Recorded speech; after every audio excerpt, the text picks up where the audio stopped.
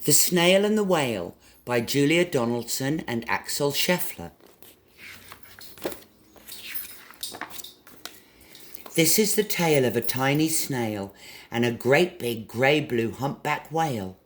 This is a rock as black as soot, and this is a snail with an itchy foot. The sea snail slithered all over the rock and gazed at the sea and the ships in the dock. And as she gazed, she sniffed and sighed, "The sea is deep and the world is wide. How I long to sail," said the tiny snail.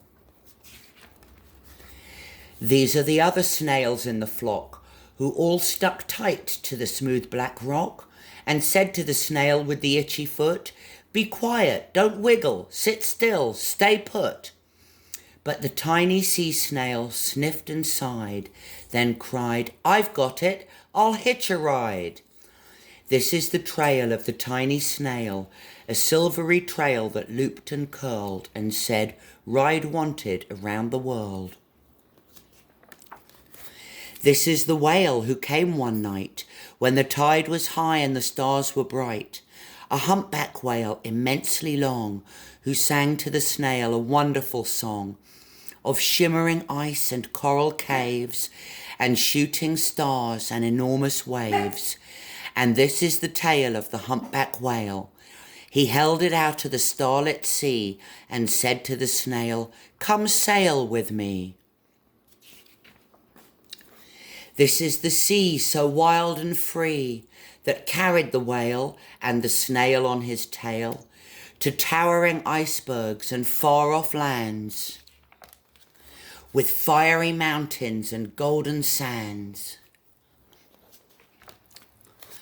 These are the waves that arched and crashed, that foamed and frolicked and sprayed and splashed the tiny snail on the tail of the whale.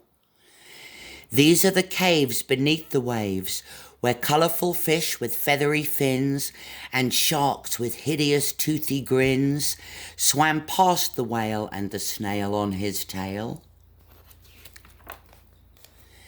This is the sky so vast and high, sometimes sunny and blue and warm, sometimes filled with a thunderstorm, with zigzag lightning flashing and frightening the tiny snail on the tail of the whale. And she gazed at the sky, the sea, the land, the waves and the caves and the golden sand. She gazed and gazed, amazed by it all, and she said to the whale, "I feel so small." But then came the day the whale lost his way. These are the speedboats running a race, zigging and zooming all over the place, upsetting the whale with their ear-splitting roar, making him swim too close to the shore. This is the tide slipping away.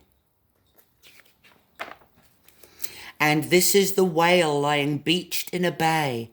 "Quick, off the sand, back to the sea," cried the snail. "I can't move on land, I'm too big," moaned the whale. The snail felt helpless and terribly small. Then, "I've got it," she cried, and started to crawl. "I must not fail," said the tiny snail. This is the bell on the school in the bay, ringing the children in from their play.